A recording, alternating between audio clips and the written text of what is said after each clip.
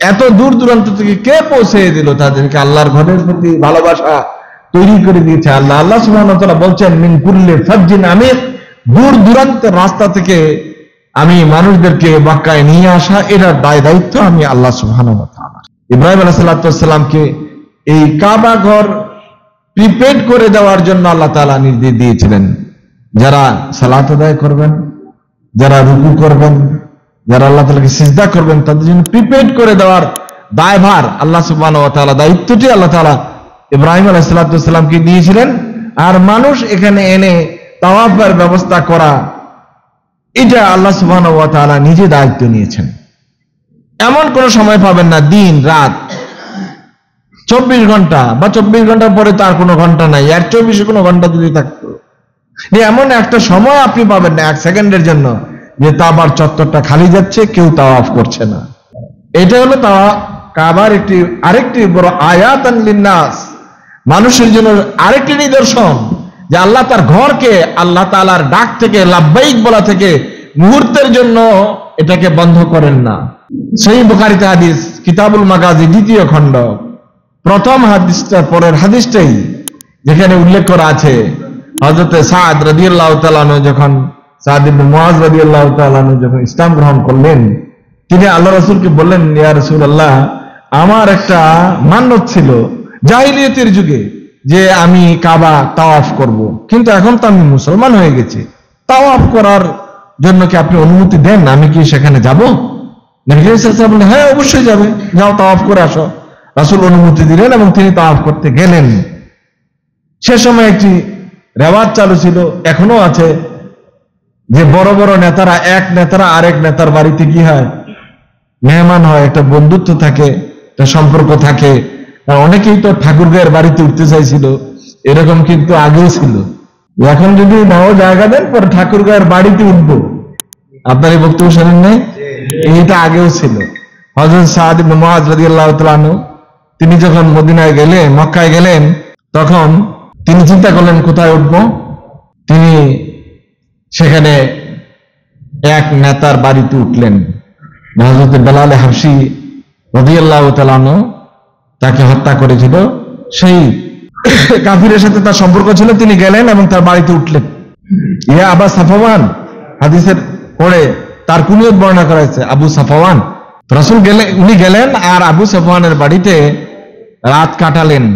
বললেন, ভাই তুমি তো আসছো, ভালো কথা, তোমার সাথে আমার একটা সম্পর্ক, আমি মদিনায় গেলে তোমার বাড়িতে উঠি, তুমি মদিনার সবচেয়ে বড় নেতা, আর মক্কা আসলে তুমি আমার বাড়িতে মেহমান, ভালো কথা, কিন্তু তুমি তো মুসলমান হয়ে গেছো, এখন তোমার সাথে সম্পর্ক রাখাটা কিন্তু আমার খুব ঝুঁকিপূর্ণ কাজ, আমি এখন তোমার সাথে সম্পর্ক রাখতে পারবো না, রাজনৈতিক সংকট।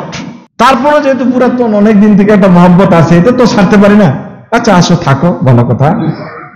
তুমি এমন একটা সময় তাওয়াফ করতে যাবে যাতে করে মক্কার মানুষেরা এই সময়টাতে বাড়ি ঘরের ভিতরে থাকে, নিরিবিলি একটা সময় চুপে চাপে কোন রকম তাওয়াফ করে তুমি চলে আসবে। উমাইয়া, এ ছিল উমাইয়া, মক্কার সবচেয়ে বড় নেতাদের একজন। উমাইয়া, আবু জেহেল, আবুল আহাব, উতবা, সাইবা, রাবিয়া, এরা বড় বড় নেতা ছিল। তো উমাইয়ার উনি বাড়িতে মেহমান হলেন, যার কুনিয়ত ছিল আবু সাফওয়ান। তো ঠিক আছে চলো, কোন সময় যাবো?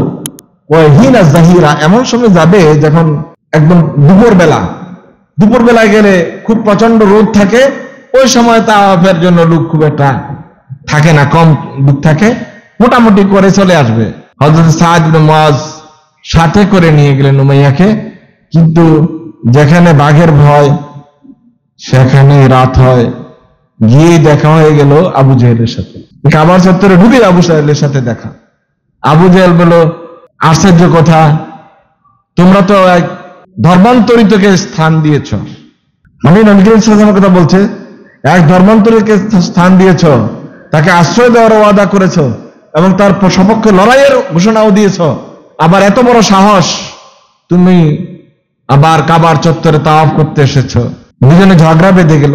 উমাইয়া পড়েছে মহাবিপাকে, কারণ বন্ধুর বন্ধুত্ব ছাড়া যায় না, নেতার আনুগত্য ছাড়া যায় না। আবু জেহেল তো সবচেয়ে বড় নেতা। এরপর বারবার তাকে থামাতে চেষ্টা করলেন হযরতে মুআযকে, ঠিক আছে তুমি এখন আপাতত চুপ থাকো, কারণ আমাদের সবচেয়ে বড় নেতা উনি কথা বলছেন, সাইয়্যিদু হাযাল ওয়াদি, এই মক্কা উপত্যকার সবচেয়ে বড় নেতা, তার সাথে আওয়াজ বড় করে কথা বলাটা ঠিক না। হযরত মুআজ রাদিয়াল্লাহু তাআলা আনহু আওয়াজের মাত্রা আরো বাড়িয়ে দিলেন, আরো জোরে কথা বলা শুরু করলেন এবং বললেন যে আমাকে বাধা দিয়েই দেখো, তাওয়াফ করা থেকে বাধা দিয়েই দেখো। তারিকুকা বিআহলিল মদিনা, মনে আছে তো ব্যবসা বাণিজ্যের সব লাইনঘাট কিন্তু মদিনার উপর দিয়ে। মক্কা থেকে ব্যবসা করতে যাও সিরিয়ায়, রাস্তা কিন্তু মদিনার উপর দিয়ে। এটা মাথায় রেখে আমাকে কিন্তু বাধা দিও, কারণ একটা গমের দানাও আর মক্কায় আসবে না, না খেয়ে মরতে হবে। তারপরেও উমাইয়া বারবার বারণ করতেছিলেন, না কথা বলেন না, চুপ থাকেন, কারণ আমাদের বড় নেতা তো। তখন হযরতে মুআজ বললেন, কেন চুপ থাকবো, আমি কি আসল কথা বলে দিব? আমি আল্লাহ রাসূলকে বলতে শুনেছি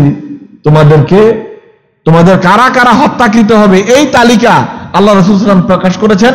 ওই কালো তালিকাভুক্ত আসামিদের নামের মধ্যে আবু জেহেলের নামও আছে, তোমার নামও আছে। তুমি আমার বন্ধু ঠিক আছে, কিন্তু তোমার নামও আমি দেখেছি, ওই তালিকার মধ্যে তোমার নামও আছে। এখন উমাইয়া ভয় পেয়ে গেছে, বলতেছে আমাকে কি মক্কায় এসেই হত্যা করবে না মক্কার বাইরে হত্যা করবে?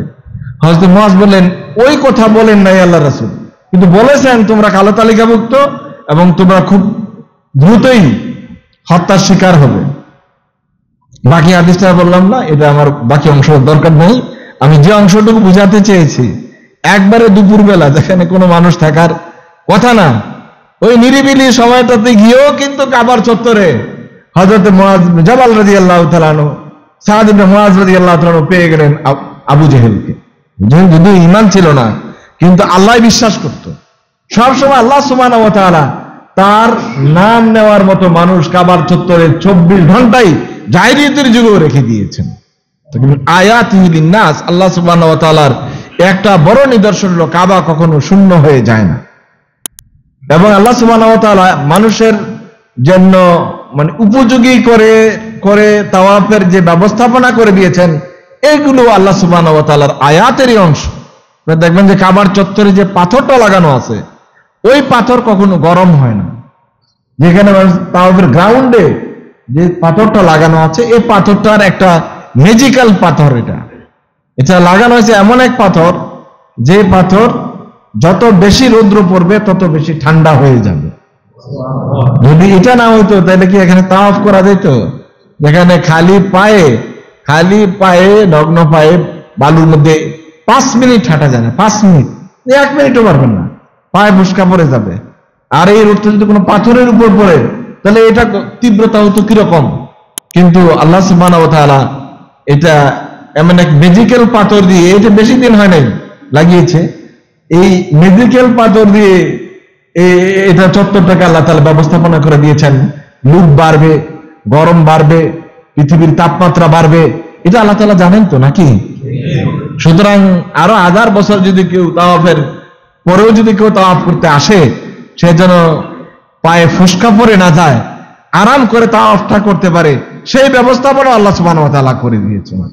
হিয়া আয়াতুন লিন-নাস, এখানে আল্লাহ সুবহানাহু ওয়া তাআলা তার নানাবিধ নিদর্শন প্রকাশ করেছেন, একটা দুইটা নয়। আপনি যতই ভাববেন আর চিন্তা করবেন, আপনার কাছে প্রকাশ হতে থাকবে। আল্লাহ সুবহানাহু ওয়া তাআলা আমাদের সবাইকে আল্লাহ সুবহানাহু ওয়া তাআলার ঘরের মেহমান হয়ে যাওয়ার তৌফিক দান করুক। আমিন। ওয়া আখিরু দাওয়ানা আলহামদুলিল্লাহি রাব্বিল আলামিন।